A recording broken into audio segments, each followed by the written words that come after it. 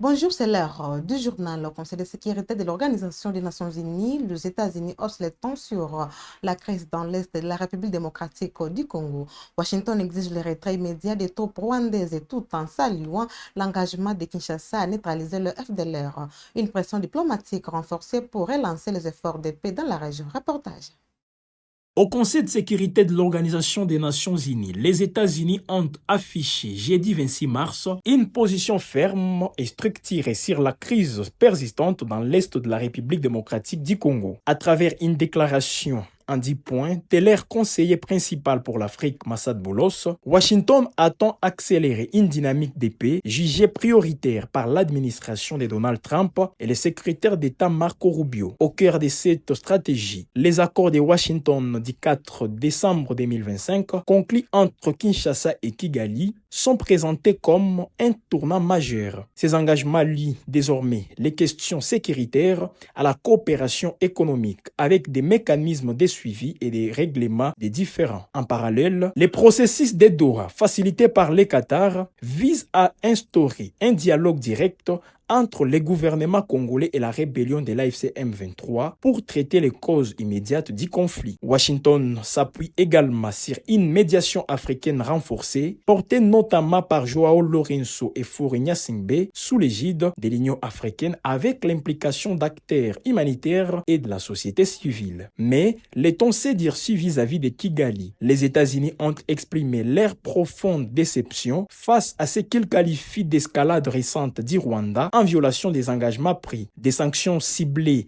ont été annoncées contre les forces de défense rwandaises et plusieurs de leurs officiers. Washington exige un retrait immédiat des troupes rwandaises du territoire congolais et le respect strict de la souveraineté de la RDC. En contrepartie, Kinshasa s'est engagé à neutraliser les forces démocratiques de libération du Rwanda dans les zones sous son contrôle, une condition jugée essentielle pour restaurer la confiance et stabiliser la région. Le rétablissement de l'autorité de l'État dans les provinces du Kivu figure également parmi les priorités, tout comme la lutte contre les réseaux illicites d'exploitation minière qui alimentent les groupes armés. Enfin, les États-Unis ont réaffirmé leur soutien à la mission de la MONUSCO, appelant un renforcement de son rôle dans la surveillance du cessez-le-feu. Ils ont également exprimé leurs préoccupations face à la situation humanitaire, notamment après la mort d'une agente de l'UNICEF lors d'une frappe des drones à Goma, exigeant l'arrêt immédiat de telles attaques en zone urbaine. Par cette prise de position, Washington trace une ligne claire, pression diplomatique accrue, exigence sécuritaire réciproque et relance coordonnée des processus de paix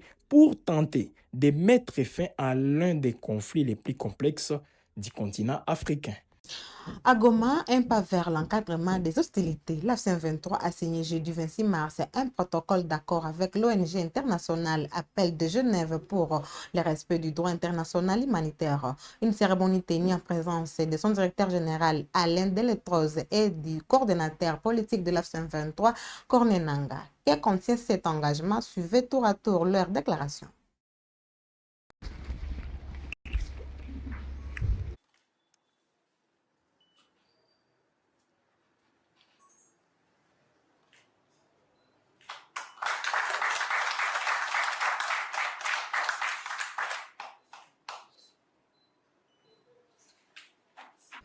C'est un plaisir tout particulier pour moi puisque j'ai beaucoup d'amour pour cette région qui a beaucoup souffert et qui souffre encore. Et l'appel de Genève dans sa mission peut apporter un certain nombre d'expertises en faveur des populations civiles de manière à ce que les souffrances de ces populations diminuent et que la construction d'une société juste qui fasse attention aux plus faibles qui existe dans toutes les composantes du droit international humanitaire soit connu par toutes les parties. Différents services qui, chacun ce qui les concerne, a pu travailler d'arrache-pied pour arriver à ce que nous venons d'avoir comme résultat aujourd'hui. L'AFCM 23 est une révolution. Des gens révoltés qui ont vocation de libérer les pays pour amener les changements. À Nitouri, la mobilisation en faveur des autorités militaires s'est renforcée. À Mahagi, le leader communautaire réuni au sein de Forces vives pour la paix réaffirme leur soutien au commandant des opérations et gouverneur militaire, le lieutenant général Luboyanka Chamajoni. Une position exprimée jeudi 26 mars à l'issue d'un échange direct avec l'autorité provinciale. Reportage. C'était une rencontre sans tabou entre la délégation des leaders unis pour la paix et le développement de Mahagi ce jeudi avec le lieutenant général Luboyanka Chamajoni. Et c'est dans ce sens qu'il nous a plu de passer voir son Excellence, Monsieur le gouverneur militaire, en fait de lui parler de 4 points essentiels. D'abord, le féliciter quant à ce qui concerne la sécurité en territoire de Mahagi, en particulier à Nitouri. En général, vous vous rendez compte qu'actuellement les tueries ont diminué, la population peut vaquer à ses occupations, les déplacés commencent à regagner leur village. Sans désemparer, l'élan en termes de développement pris par l'Ituri a réjoui les membres de cette délégation. Il fallait dire félicitations à son Excellence, Monsieur le gouverneur de province, quant à ce qui concerne le développement.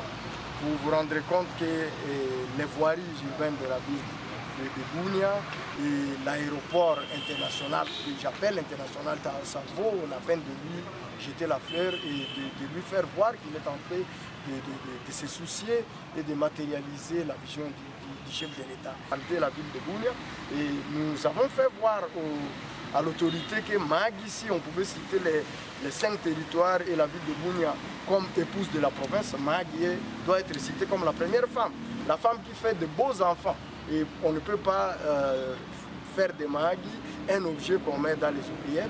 Et il a répondu dans quelques moments, si on travaille ensemble de façon à endiguer la fraude, Mahagi, la commune de Mahagi sera assurée. Cette délégation a présenté les défis qui font actuellement tarder les territoires de Mahagi à l'autorité provinciale. Notons que les territoires de Mahagi réputés hospitaliers et pacifistes accompagnent toujours les actions de l'administration militaire depuis l'instauration de l'état des sièges par les commandants suprêmes des forces armées et de la police nationale congolaise, Félix Antoine Tshisekedi.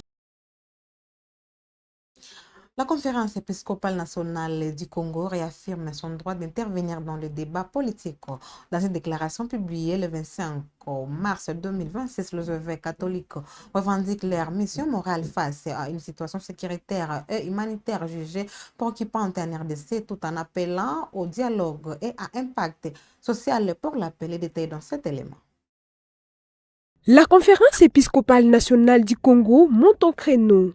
Dans une déclaration rendue publique le 25 mars 2026, à l'issue de son assemblée plénière extraordinaire à Kinshasa, l'épiscopat catholique congolais réaffirme sans ambiguïté les droits de l'Église d'intervenir dans les débats politiques au nom de sa mission morale et spirituelle. S'appuyant sur la constitution pastorale Gaudium et Spes numéro 76, les évêques rappellent que l'Église peut porter un jugement sur les questions politiques lorsque les droits fondamentaux de la personne humaine et le salut des âmes sont en jeu. Une prise de position qui, selon eux, ne viole en rien le principe d'indépendance entre l'Église et l'État, mais s'inscrit plutôt dans une complémentarité au service du bien commun. Face à une situation sécuritaire et humanitaire qualifiée de dégradante en République démocratique du Congo, les prélats réaffirment leur mission prophétique. Ils dénoncent le silence face aux injustices et insistent sur la nécessité d'un sursaut collectif pour préserver la dignité humaine. Dans ce contexte étendu, la SANCO appelle à privilégier le dialogue plutôt que la confrontation, martelant que le dialogue est supérieur à la guerre. Il relance également son initiative de pacte social pour la paix, présentée comme une voie de sortie des crises durables. Enfin, les évêques mettent en garde contre toute tentative de discréditer leurs paroles qu'ils considèrent comme un devoir pastoral et citoyen. Un message clair qui confirme la volonté de l'Église catholique de rester un acteur incontournable dans les débats majeurs que traverse la nation congolaise. Une séquence choquante, largement relayée sur les réseaux sociaux, montre un médecin en train de brutaliser une patiente. Une scène qui suscite indignation et colère, réagissant sans détour. Le ministre de la Santé publique, Samuel Roger Kamba, condamne fermement des actes qu'il qualifie de graves manquements déontologiques, rappelant qu'un médecin doit soigner et non faire souffrir. Suivez ses propos. J'ai suivi ces images hier soir, moi, et j'ai immédiatement hier soir instruit l'inspection générale de la santé, instruit l'ordre des médecins, mais instruit aussi le secrétaire général pour des mesures immédiates. J'ai instruit personnellement que la personne soit placée aux arrêts à cause de cette flagrance et j'ai instruit qu'elle soit radiée de l'ordre des médecins. Mais maintenant, il y a des procédures qui ont été entamées et c'est immédiatement qu'elle ne peut plus, cette personne ne peut plus toucher aux patients, ne peut plus, parce que toutes les fautes déontologiques sont résumées dans cette vidéo qui est juste insupportable. Juste un exemple, on ne peut pas filmer un patient. Pourquoi on filme un patient, surtout dans cette situation de nudité totale, et on publie ça. Deuxième exemple, un médecin est là pour protéger, quelle que soit la situation de cette personne, quelle que soit sa situation mentale. Le rôle du médecin, c'est justement de comprendre cela et d'assister à la souffrance et non d'infliger la souffrance. C'est pour ça qu'on a été très ferme. J'ai instruit personnellement que cette personne n'exerce plus jamais la médecine en RDC. Lutte contre l'insécurité à Kinshasa, cap sur scellé où la vice-ministre de l'Intérieur, Genichi Lakamba, a mené une descente de terrain à haute intensité. Objectif affiché, restaurer l'autorité de l'État conformément aux orientations du chef de l'État Félix Tshisekedi donné en Conseil de ministres. Suivez ces reportages de la RTNC. À la commune de Lonsélé, la sécurité répond à ses droits. Une descente de terrain à haute intensité pour la vice-ministre de l'Intérieur, Eugène Lakamba, déterminée à rétablir l'autorité de l'État conformément aux instructions du chef de l'État, Félix-Antoine Tshisekedi Tshilombo, données en Conseil de ministres.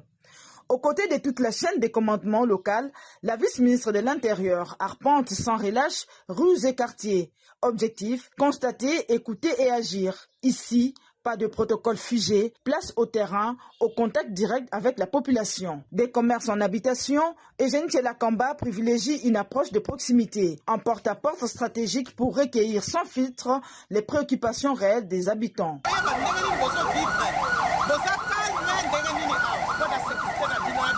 Pour répondre aux attentes urgentes, la vice-ministre de l'Intérieur déclenche l'installation d'un point chaud de la police nationale congolaise. Un signal fort. L'État se rapproche davantage des citoyens. Nous tenons à remercier notre chef de l'État pour cette descente de renfort sécuritaire de notre maman ministre. En nous installant ce point chaud à Sélé, on a souffert ici avec l'insécurité. Les gens commencent à circuler tranquillement, sans problème. Pour cette mission infatigable, la numéro 2 de l'administration territoriale étend sa mission jusqu'à la route nationale en Kinshasa. Sur cet axe stratégique, elle intensifie la vulgarisation des directives présidentielles avec un mot d'ordre clair, sécurité, discipline et présence de l'État. En Sélé, le message est sans équivoque. L'autorité de l'État se reconstruit sur le terrain au plus près des populations. Et pour terminer, dans le Haut-Katanga, 2 semaines après les assurances du gouverneur intérimaire Martin Kazembe devant les députés provinciaux affirmant que tous les travaux étaient en cours. La contestation montre sur le terrain. Ce mercredi, plus d'une centaine d'agents de l'entreprise générale Malta Forest ont marché jusqu'à l'Assemblée provinciale et au gouvernorat pour dénoncer les manques de contrats et de financement faisant planer la menace de licenciement. Pour en savoir plus, suivez ces reportages. C'est devant les sièges du gouvernement provincial du Haut-Katanga que les agents de l'entreprise générale Malta Forest ont lancé leur mouvement de revendication. À travers ces sit-ins, ils entendent tirer la sonnette d'alarme face à ce qu'ils qualifient de risques imminents de licenciements massifs au sein de leur société. En cause, le manque de financement des chantiers déjà attribués à leurs employeurs, mais aussi ce qu'ils considèrent comme une attribution sélective des marchés publics dans les domaines des génies civils et des travaux publics. Mais pour le moment, nous sommes menacés par le chômage. C'est pourquoi nous sommes venus auprès de lui. Comme il a toujours dit, dans le calme, nous avançons. Nous avons des chantiers qui ne sont pas achevés. Nous voulons qu'il nous donne d'autres chantiers pour que nous ayons du travail. Mais nous nous retrouvons, ma chantier n'a pas arrêté, employeur et qu'on a tout menacé, pour comment on a cage, à tout mais nous voulons que le gouvernement provincial a tout bâti case. Tout le monde a bâti ma case, une entreprise. tuko kuvoirie, tuko na bâtiment. Mais tunaona baadversaire yetu, be unapata machantier. Après cette première étape, les manifestants se sont dirigés vers l'Assemblée provinciale du Haut-Katanga. Après plus d'une heure d'attente, ils ont finalement été admis dans l'hémicycle où ils ont été reçus par la vice-présidente de l'organe délibérant, Liliane Komba. Cette dernière a prêté une oreille attentive à la lecture du mémorandum avant de rassurer les manifestants quant à leur prise en charge de leurs préoccupations. Parce que nous avons des chantiers à Lubumbashi, les chantiers Kimbangwe, Katuba, Upemba. Depuis le mois de novembre, l'entreprise connaît des difficultés et les agents ont été mis en congé technique et en mi-temps. L'entreprise a recouru aux mesures de sauvetage au mois de février 2026. L'entreprise a repris les agents qui étaient en congé technique et on les a retournés dans un pointage normal. Mais la difficulté que traverse l'entreprise est que jusqu'à présent, nos factures ne sont pas payées au sein du gouvernement provincial. C'est ainsi, nous avons fait recours à l'autorité provinciale et à son Excellence, Madame la vice-présidente de l'Assemblée provinciale, pour nous permettre à dégager cette situation, parce que sans cela, nous allons nous retrouver maintenant à la rue et nous allons perdre l'emploi.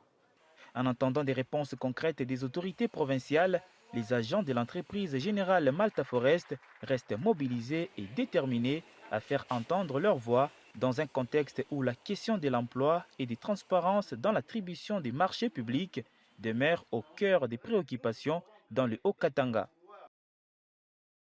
C'est par cet élément que nous clôturons ces actualités, mesdames et messieurs. N'oubliez pas de vous abonner, de cliquer sur la cloche de notification pour ne rien manquer sur votre chaîne web Info Télévision. À la prochaine.